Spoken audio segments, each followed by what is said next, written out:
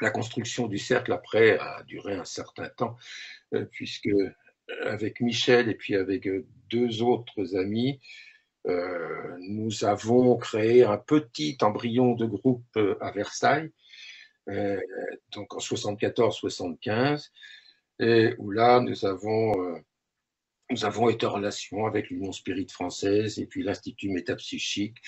Et puis, bon, sans qu'on ait pu faire beaucoup de choses ensemble, puisque c'était des sociétés où il ne se passait plus grand-chose déjà. Oui, oui, c'est dommage, mais bon, au moins vous avez créé quelque chose de nouveau, on va dire. Voilà quoi. Ouais. Le cercle spirit Alan Et Kardec. Donc. Oui. moi, j'avais une question. Lorsque votre ami n'était pas là, Michel, il se passait des choses aussi ou pas du tout? Et non, pas du tout.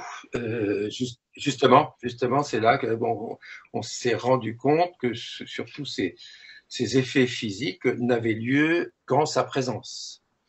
Et Mhm. ce qui d'ailleurs s'est passé encore, là j'ai encore peut-être un ou deux événements à vous raconter de la même période. Là, on est dans l'été qui suit, donc quelques mois plus tard, et on se retrouve euh, les quatre, on avait déjà notre petit groupe de quatre qui s'était constitué, et on se retrouve dans une maison de campagne qu'on nous avait prêtée, dans un grenier aménagé, et où là, on a droit à un vacarme terrible, là de phénomènes de coups frappés et de déplacements d'objets qui ont duré une bonne heure, une heure et demie peut-être, où ça a commencé par des détonations dans le mur. Alors à chaque fois qu'on essayait de s'endormir, bon, on avait une détonation. On allumait, on éteignait, ça recommençait. Ensuite, c'est une table basse qui se retourne d'un grand claquement. La phase suivante, c'est une armoire qui se déplace d'un mètre. Et puis, bon, divers objets comme ça, jusqu'à un moment, et après ça s'est arrêté, jusqu'à un moment où on entend des cliquetis dans l'escalier, parce que l'escalier qui donnait sur l'étage où on était, bon, était relié à la cuisine, et on entend des cliquetis dans l'escalier, on allume, et on voit dans l'escalier dispersés des couverts, cuillères, couteaux, fourchettes, comme si ces couverts montaient l'escalier. Et puis, on va voir à la cuisine, on Ah oui. regarde dans le tiroir où étaient ces objets, et puis le tiroir était vide, mais refermé. D'accord. Donc voilà, et puis eh ben, Donc, après des cette nuit phénomènes physiques, infernale, quoi. c'est tout de même arrêté, on a pu s'endormir. Alors, bon, voilà pour situer bon, des événements qui peuvent arriver là aussi en présence d'un médium à effet physique comme Michel. Puis après, bon, on apprend plus tard, parce que on ne cesse d'apprendre dans ces moments-là, on est loin de connaître tous les aspects du spiritisme, on apprend que ce sont des esprits malveillants qui cherchent à nous perturber et qui profitent de la médiumnité de Michel à ce moment-là. Mais est-ce que ça peut être aussi des esprits qui cherchent à entrer en contact avec nous plutôt aussi pour qu'on puisse les aider parce que bah ils n'arrivent pas à comprendre qu'ils sont plus là ou quoi, enfin qu'ils sont plus sur Terre du moins. Oui, alors ça, on a pu le vérifier aussi. Bon, c'est ce qu'on appelle des esprits dans le trouble, Oui, oui, oui, c'est ce que je euh, pensais.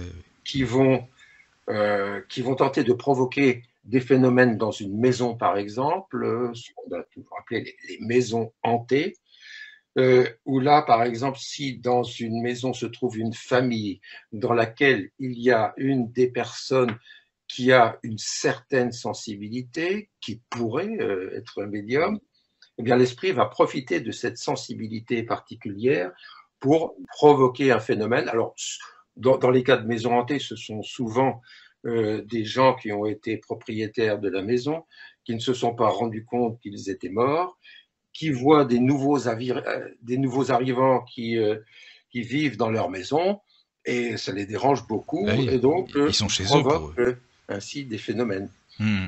Oui, oui. Et puis pour d'autres, ça peut être une forme d'appel, c'est-à-dire bon, dans ce qu'on appelle le trouble, en fait, l'esprit, souvent, n'a pas vraiment conscience qu'il est mort, ou il est dans l'incertitude, est-ce que je suis mort ou vivant, ou il peut avoir peur de ce qu'on lui a appris en religion, avoir peur de l'enfer, par exemple, et donc il peut se retrouver ainsi figé, hein, figé dans cette situation. Et nous, en tant que spirit, et même si on n'est pas spirit d'ailleurs, on a toute possibilité d'aider ces esprits dans le trouble à sortir de leur trouble, c'est-à-dire à les libérer de leur traumatisme, de leur peur de la mort en réalité, Oui. et à les sortir de là, et par la pensée, par l'amour donné, par même des suggestions mentales qu'on peut leur faire, eh Oui. bien, on peut les aider à trouver le chemin qu'on connaît maintenant sous la forme du tunnel, d'un couloir, depuis que les NDE ont été étudiés par Raymond Moody. Donc, ça, c'est un aspect important qui est très méconnu. C'est-à-dire que tout un chacun peut et devrait aider les récents décédés, ce qui se fait parfois dans le milieu spirit, surtout lorsqu'on accompagne le décédé au cimetière, eh bien, de faire une action fluidique, Une prière ou une action fluidique. Oui. une action de pensée Mhm. qui va percuter l'esprit du décédé, à tel point que ça va le réveiller en quelque sorte et le propulser vers son au-delà. Oui, il aura compris son état au final, quoi.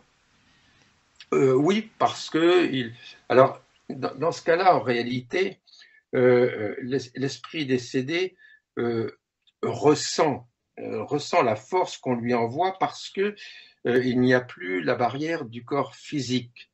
Ça n'est pas comme nous, entre vivants, quand on essaie de faire une expérience de télépathie, on y arrive, mais on a quand même beaucoup de mal.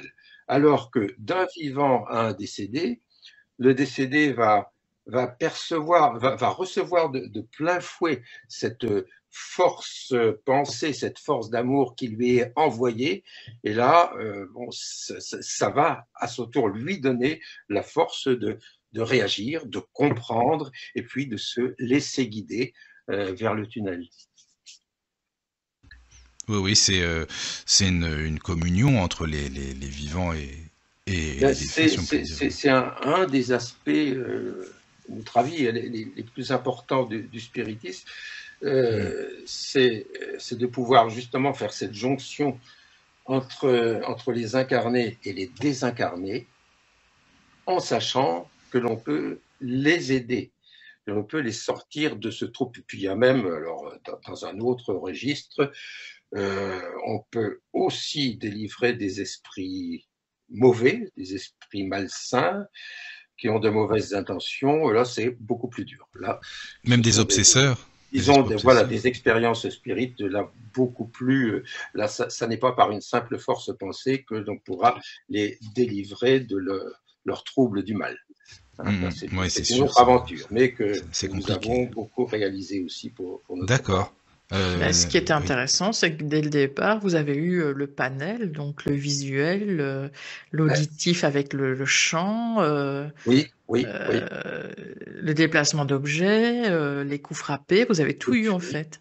Alors, c'est ça. Alors, notre découverte du trouble, justement, notre prise de conscience de ce problème, on l'a eu dès le début, parce que nous avions, mon frère, et mon frère faisait partie des quatre, là, mon frère et moi avions connu un garçon qui était mort en montagne d'une chute de 600 mètres, et et que nous avions évoqué. Alors maintenant, on n'évoque plus, on laisse les esprits venir, choisir, mais bon, on évoquait à cette époque, et là, en appelant ce Christian, qui s'était tué en montagne 3 ans plus tôt, eh bien, il s'est manifesté directement au travers de Michel, en incorporation.